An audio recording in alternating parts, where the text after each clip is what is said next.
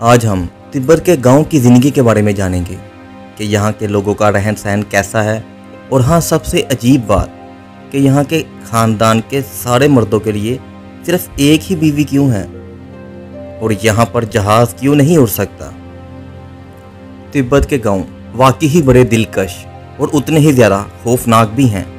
तो चलिए आज तिब्बत के गांव को बड़े करीब से जानते हैं।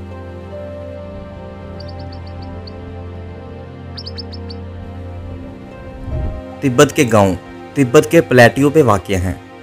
यह प्लेट्यू दुनिया का सबसे ऊंचा मुकाम है, जिसे दुनिया की छत भी कहा जाता है, जिसकी औसतन बुलंदी 4500 मीटर यानी कि 14,800 फुट से भी ज़्यादा है। ये इतनी ऊंची जगह पर है, इसका अंदाज़ा एक ग्राफ से लगाते हैं। तो जानते हैं एल्टीट्यूड से। सी लेवल से 1600 से 2500 मीटर की बुलंदी, इसे हाई एल्टीट्यूड कहा जाता है। यहाँ पर उल्टी आना, अचानक से मूड चेंज होना, सर दुखना आम बात है। और 3500 से 4000 मीटर की बुलंदी, इसे वेरी हाई एल्टीट्यूड कहते हैं। यहाँ पर आपको ऐसा लगता है कि आपका टाइम स्लो हो गया है, सांस लेने में तंगी होगी और एक्सट्रीम लेवल का सर दर्द होगा। और 5000 मीटर से ऊपर को एक्सट्रीम हाई एल्टीट्यूड कहते हैं। यहाँ आपको अजीबोगरीब चीज़ें नजर आएंगी और याददाश्त भी कमज़ोर हो जाएगी। और 8000 मीटर को डेड जोन कहते हैं, जो कि माउंट एवरेस्ट की ऊंचाई है, जहाँ पर ऑक्सीजन इतनी लो होती है कि आपके ब्लड के सेल ख़त्म होना शुरू हो जाते हैं और कुछ ही वक्त में मौत भी हो जाती है।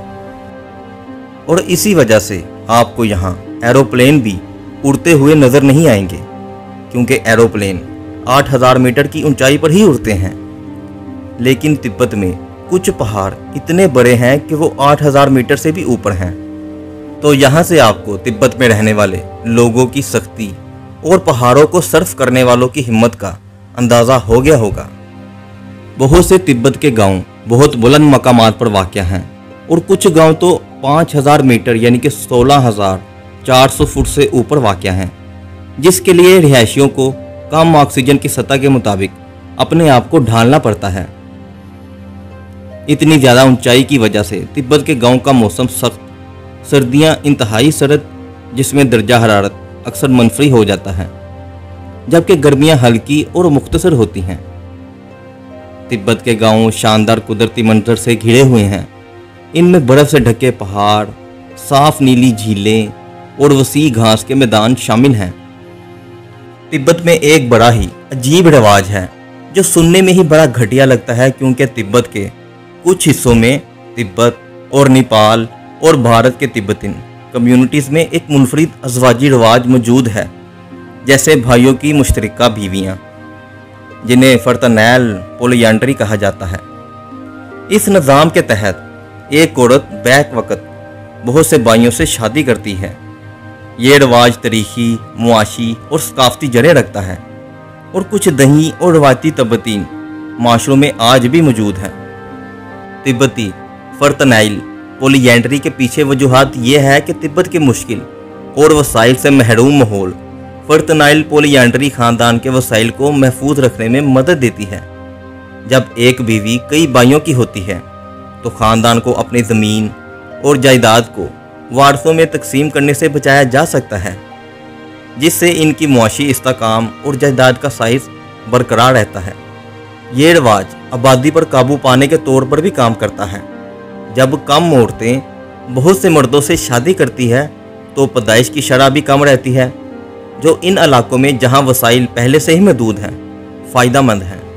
पोलियंड्री शादी में बीवी आम तौर पर अपने शोहरों के साथ ख़ानदानी घर में रहती हैं। ताल्लुकात की हरकत मुख्तलिफ हो सकती हैं, लेकिन आम तौर पर तमाम भाई शादी में बराबर के हकूक़ और जिम्मेदारियां रखते हैं। ऐसी शादियों से पैदा होने वाले बच्चे ख़ानदान के बच्चे माने जाते हैं, ना कि किसी ख़ास भाई के।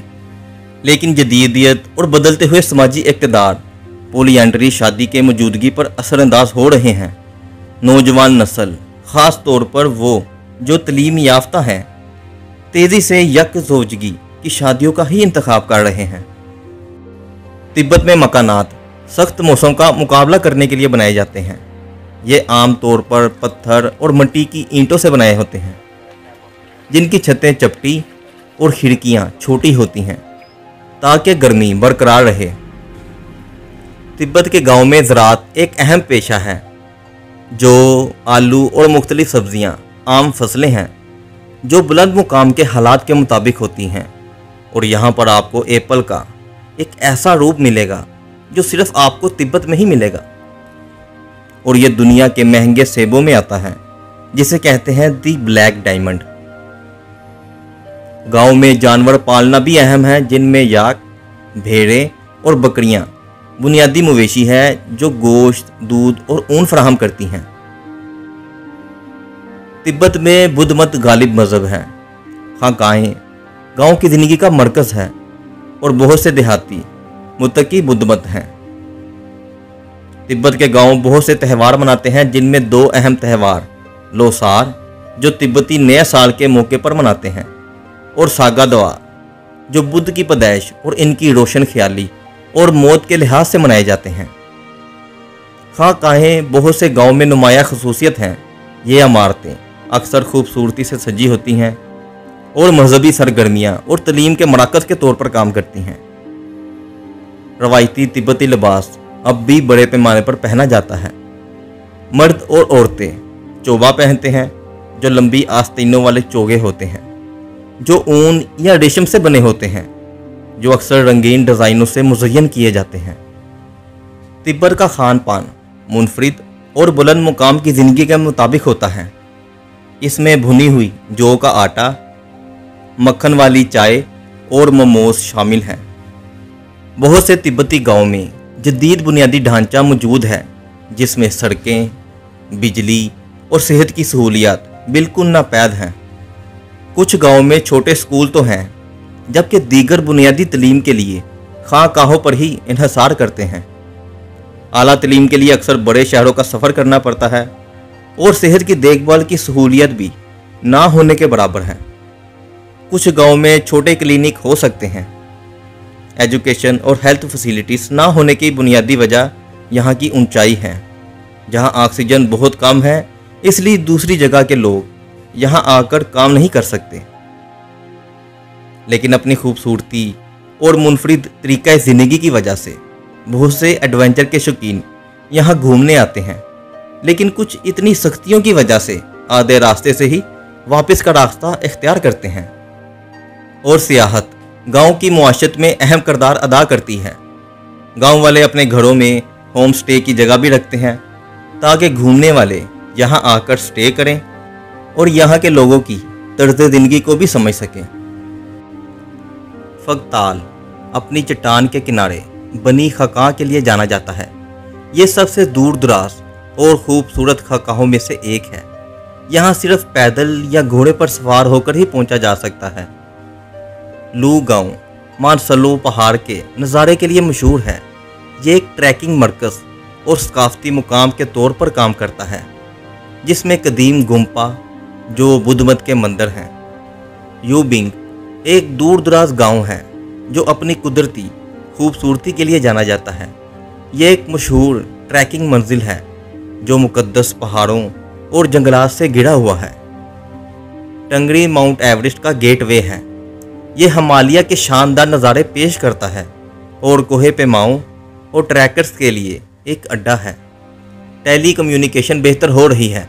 मोबाइल नेटवर्क और इंटरनेट तक रसाई को मज़ीद दूर दराज इलाकों तक बढ़ाया जा रहा है, और उसकी बुनियादी वजह है यहाँ पर आने वाले टूरिस्ट।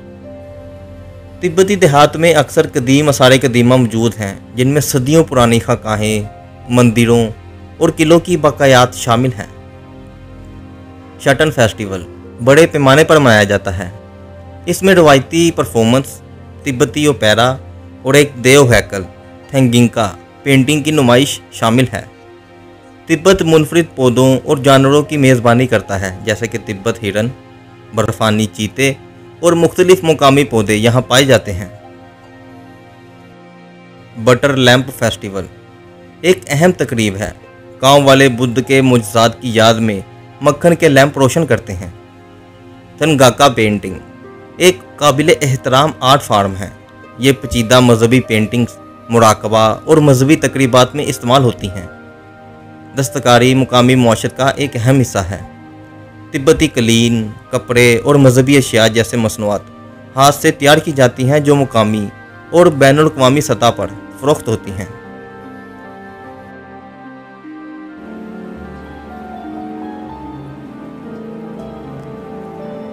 तो ये तो थी तिब्बत के गांव की ज़िंदगी, लेकिन अगर आप रूस के गांव की ज़िंदगी देखना चाहते हैं तो उसके लिए यहाँ क्लिक करें। जर्मनी के गांव की ज़िंदगी देखना चाहते हैं तो उसके लिए यहाँ क्लिक करें।